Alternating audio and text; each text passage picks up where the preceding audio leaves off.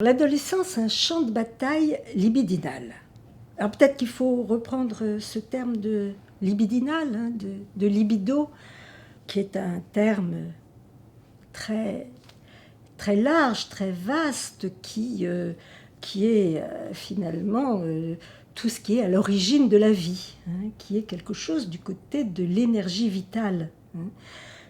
Qui est aussi bien, et quand je dis l'énergie vitale, c'est aussi bien du côté de la destruction, de la violence, de la haine, que du côté de l'amour, que du côté de la jouissance. Ce qu'on met du côté du libidinal, de la libido, c'est tout ce qui vient du corps. Et on sait que tout ce que nous sommes, eh bien, c'est d'abord passé par le corps. C'est d'abord passé par un corps à corps, avec la mère ou avec les substituts de la mère, en tout cas. Alors, pourquoi un champ de bataille, maintenant ? Eh bien, parce que l'enfant... Alors, on sait que l'adolescence, c'est un moment aigu de reviviscence, d'exacerbation de tout ce que l'enfant a pu vivre, à l'orée de sa vie. Et ça passe par l'amour et par la haine. Ça passe par l'incorporation. Tout ce qui est bon, l'enfant, le nourrisson l'incorpore, et tout ce qui est mauvais, il l'expulse, il le rejette. C'est ce qu'on a appelé le bon sein, le mauvais sein. Donc incorporation, expulsion, bon objet, mauvais objet. Et tout ça, ça se vit dans un combat, dans un champ de bataille. Il y a à la fois aussi le fantasme incestueux, d'incorporation, d'être incorporé, et puis le fantasme haineux, qui est le fantasme de mort, de parricide. Parricide, enfin, le complexe d'Oedipe, c'est le meurtre du père.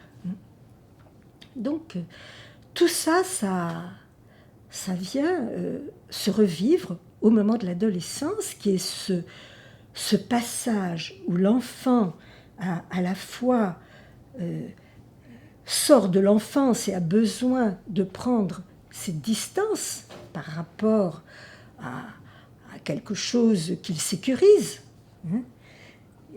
Donc, à la fois ce besoin de prendre de la distance, mais aussi ce besoin d'y trouver refuge. L'emprise amoureuse, sur la mère par exemple, ou sur la première fille que l'adolescent va rencontrer, cette espèce d'emprise, d'incorporer l'autre, mais en même temps l'anéantissement de celui-ci, c'est-à-dire le désir d'en venir à bout, de le tuer.